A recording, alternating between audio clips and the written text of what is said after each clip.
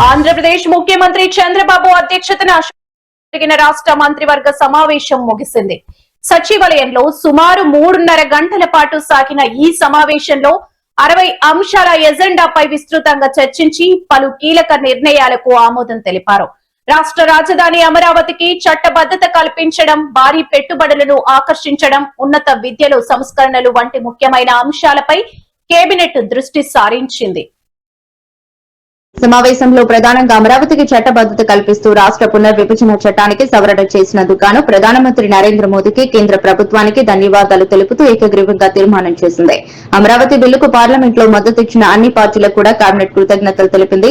ఈ అంశాన్ని ప్రజల్లోకి విస్తృతంగా తీసుకువెళ్లాలని ముఖ్యమంత్రి చంద్రబాబు మంత్రులకు సూచించారు. వచ్చే జూన్తో కూటమి ప్రభుత్వానికి 2 ఏళ్లు పూర్తవుతున్న నేపథ్యంలో ప్రభుత్వ పథకాలను ప్రజలకు వివరించాలని, ఎమ్మెల్యేలతో సమన్వయం చేసుకుంటూ శాఖలపై పట్టు సాధించి చురుకుగా పనిచేయాలని సూచించారు.